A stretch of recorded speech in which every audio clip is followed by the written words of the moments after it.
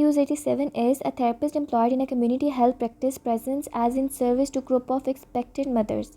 As a part of the in service, the therapist facilitates a discussion on cesarean section. Which of the following would not be an indication for a cesarean section?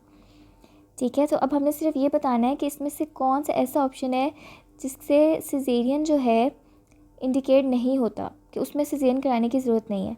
सेफेलोपेल्विक disproportion, अगर तो सेफेलोपेल्विक disproportion है तो normal delivery नहीं हो सकती, फिर तो caesarean ही होगा. सो ये ऑप्शन तो नहीं हो सकता. प्रोलॉन्ग लेबर है, अगर लेबर बहुत प्रोलॉन्ग हो रही है तो भी फिर सिजेरियन करना पड़ता है. ठीक है. ट्रांसफर्स अगर जो बच्चा है वो उसका ट्रांसफर्स पोजीशन है, फिर भी सिजेरियन करना पड़ता है. So full effacement and dilation of the cervix, अगर डायलेशन ऑफ द सर्विक्स हो जाए फिर तो नॉर्मल डिलीवरी से आसानी से बच्चा हो जाता है. So option D would be the right answer. MCQs 88 is blood carries carbon dioxide, oxygen, metabolic waste और ऑल. 88 का ऑप्शन भी डी है. D is the right answer. Blood carries everything. ठीक है, because blood is the transport system for the metabolic waste, gases, nutrients, hormones and salts. MCQs 89 is commonest benign tumor of the bone is osteoma, osteochondroma, osteoid osteoma. So option B is correct because osteochondroma is a common benign tumor of the bone. ठीक है, it's very common.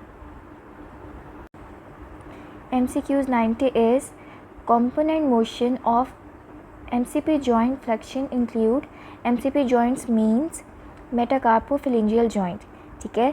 So what is the component motion of metacarpophalangeal joint flexion? ठीक है, ये हमने basically बताना है.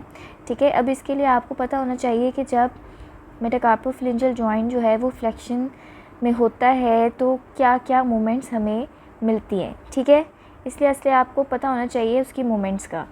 अब जैसे आप देख रहे हैं ऑप्शन ए में dorsal gliding, pronation, ulnar deviation, distraction of base of proximal phalanx.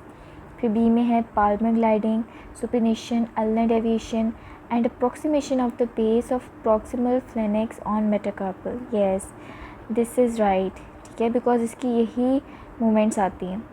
फिर सी में है dorsal gliding, supination, no dorsal नहीं होगा. फिर डी में है पाल्मर ग्लाइडिंग, प्रोनेशन, रेडियल. अब इसमें प्रोनेशन आ गया तो प्रोनेशन नहीं होगा. सो इस वजह से हमें पता चल गया ऑप्शन बी इज़ राइट. ठीक है, इसलिए इसके लिए आपको थोड़ी सी मूवमेंट्स जो हैं वो याद करनी पड़ेंगी. आपको पता होना चाहिए कौन से जॉइंट की कौन सी मूवमेंट होती है. जब वो फ्लेक्शन में होता है तो वो क्या मूवमेंट्स करता है, जब वो एक्सटेंशन में होता है वो क्या मूवमेंट्स करता है. Okay, so option B would be the right answer. Yes, and here it is.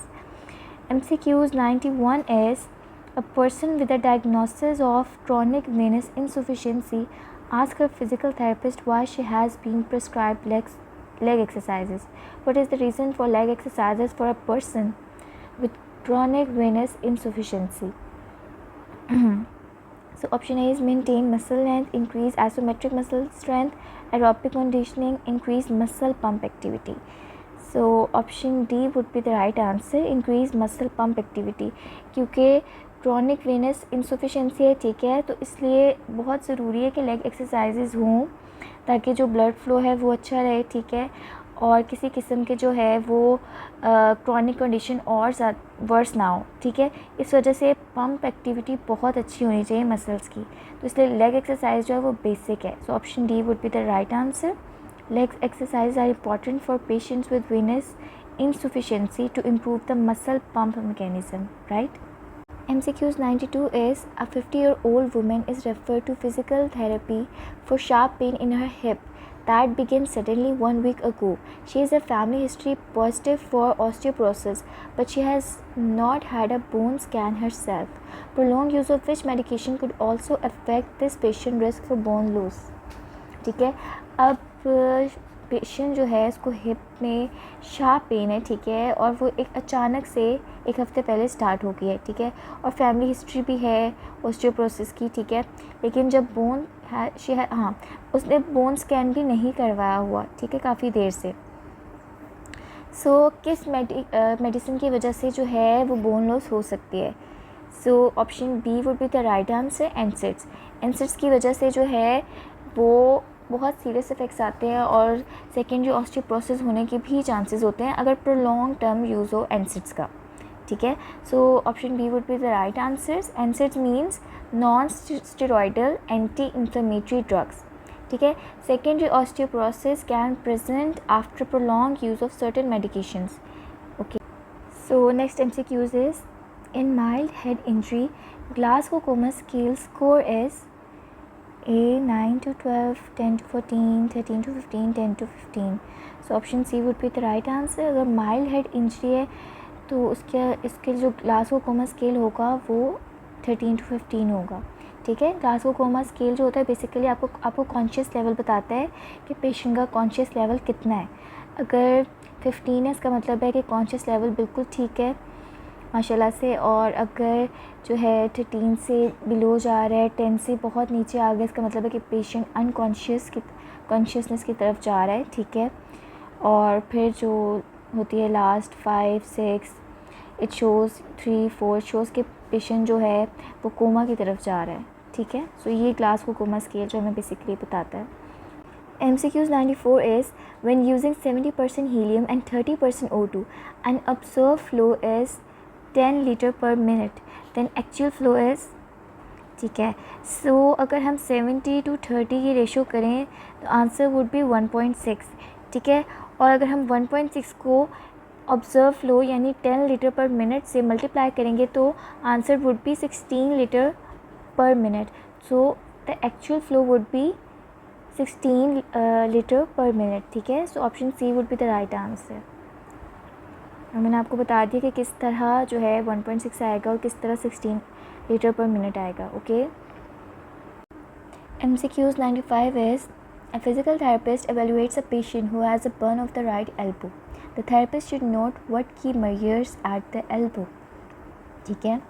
A patient है who has a burn of the right elbow. अब थेरेपिस्ट को क्या की measures जो हैं वो डिटर्मिन करने चाहिए at the elbow, ठीक है। ए फिर बेसिकली फिजियोथेरेपिस्ट का क्या काम होगा, उसने किस चीज़ पे किस पॉइंट पे वर्क करना है। ए रेंज ऑफ मोशन पे, ठीक है, स्टेज ऑफ द वाउंड पे, ठीक है, ऑक्सीजन सेचुरेशन पे, लोअर एक्सट्रीमिटी स्ट्रेंथ पे। अब एल्बो की बात हो रही है तो लोअर एक्सट्रीमिटी स्ट्रेंथ का तो कोई ताल्लुक नहीं है, ठीक है। सो डी को हम निकाल देते हैं। ऑक्सीजन सेचुरेशन का एल्बो से कोई ताल्लुक नहीं है, सो सी ऑप्शन भी जो है इसको भी निकाल देते हैं। सो ये दो ऑप्शन निकल गए। अब बात आ जाती है ए रेंज ऑफ मोशन और B stage of the wound. अब जो बर्न है उसमें हम स्टेज ऑफ द वाउंड जो है वो नहीं देखते, ठीक है। So a range of motion would be the right answer, क्योंकि फिजियोथेरेपिस्ट जो है उसने रेंज ऑफ मोशन पे काम करना है पेशेंट की, ठीक है, क्योंकि फिजियोथेरेपिस्ट का काम ही बेसिकली ये है। और वैसे भी बर्न की वजह से जो है वो रेंज ऑफ मोशन लिमिट हो जाती है, सो इसी पे ही वर्क करना है फिजियोथेरेपिस्ट को।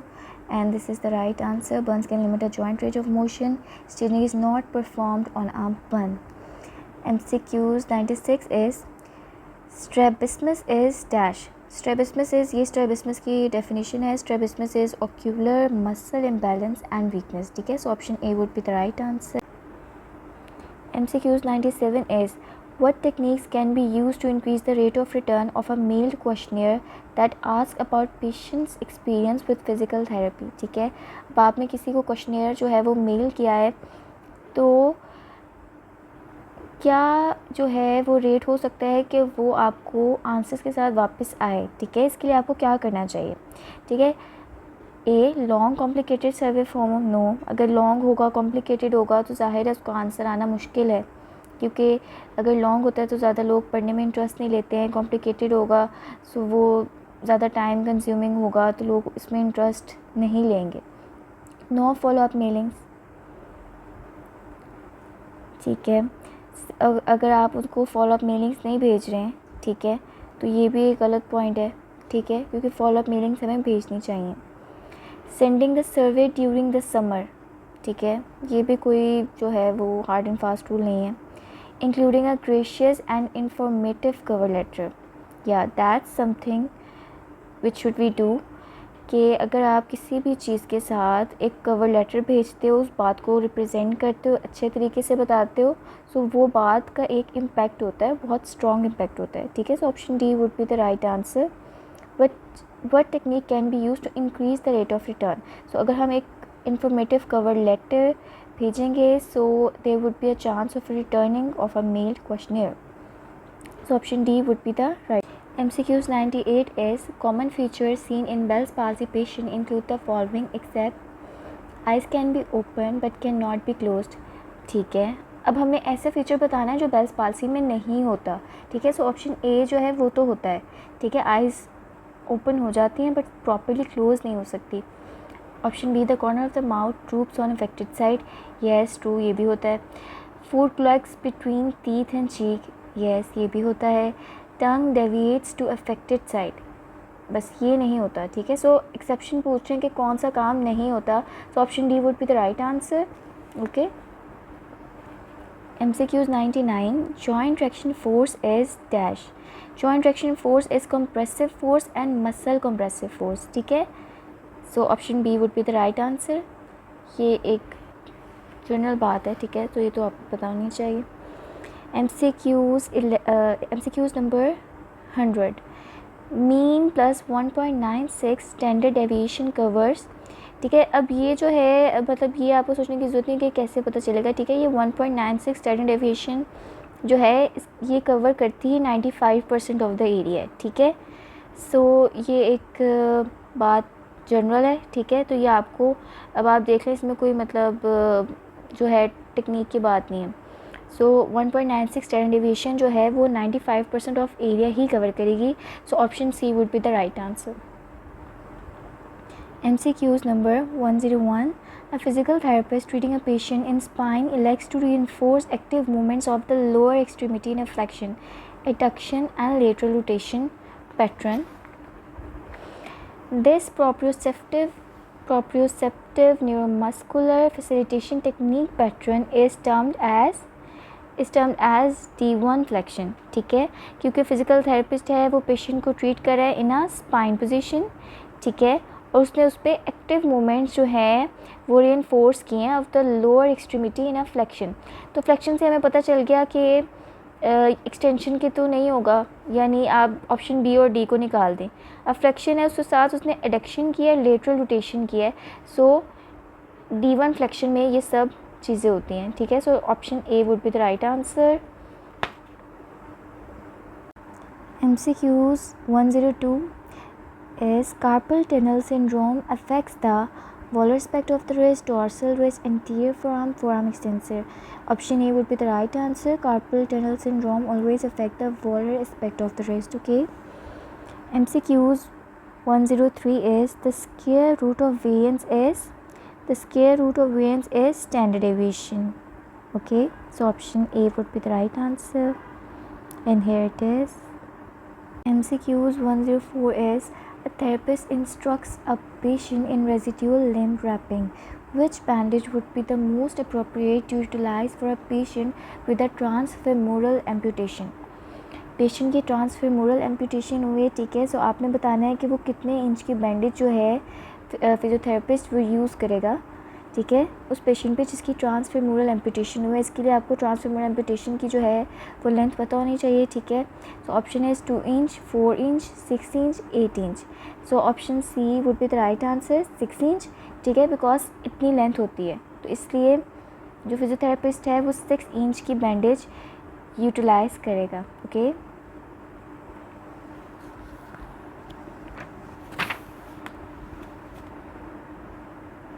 option C would be the right answer. MCQs 105 is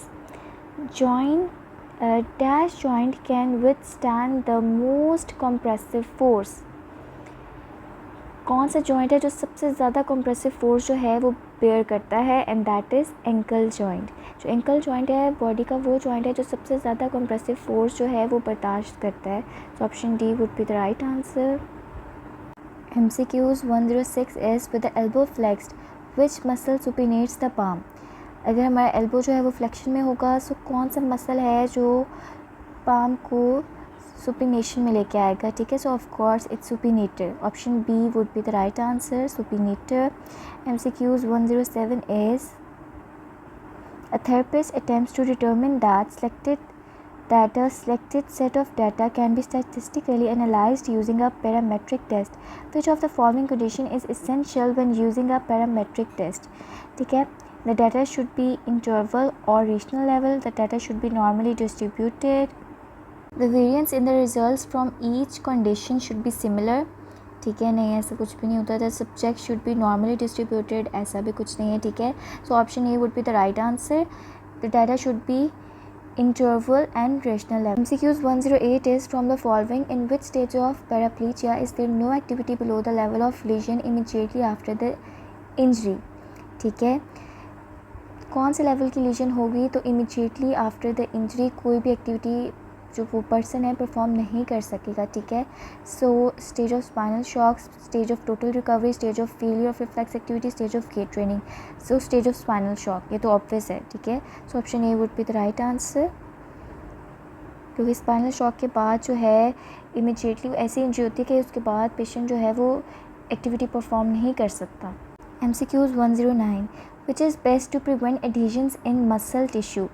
Friction and effleurage, friction and petrissage, friction and deportment, friction only. So अगर हमने एडिशन को प्रिवेंट करना है to make in the muscle tissue then friction and effleurage is a must thing. ठीक है, so option A would be the right answer and here it is. MCQs 110 is a patient enters the clinic with acute back pain. Upon testing, you notice that the back pain increases from the lower back down the right posterior aspect of the lower extremity. You perform a range of motion assessment and repeated flexion severely increases this patient's pain. ठीक है, repeated flexion severely increase the patient pain. In implementing a treatment program for this patient, which of the following would be the most appropriate exercise initially? Options are William exercises, McKenzie exercises, prawn lying times 15 minutes, prawn posture and body mechanics instruction. So flexion में जो है patient की pen जो है वो increase हो रही है, then we will definitely use McKenzie exercises. ठीक है, why? Because they are extension based exercises. ठीक है, सो अगर फ्लेक्शन से पेशेंट की पेन जो है वो इंक्रीज़ हो रही है तो हम उसको फॉर्न एक्सटेंशन की तरफ लेके जाएंगे ताकि उसकी पेन को हम कंट्रोल करें और बेहतर कर सकें. So we will follow the McKenzie principle, which emphasizes the extension principle to reduce back pain. Increased pain upon repeated flexion indicates that the patient should be treated with back extension exercises to reduce symptoms. Okay, so option B would be the right answer, McKenzie exercises.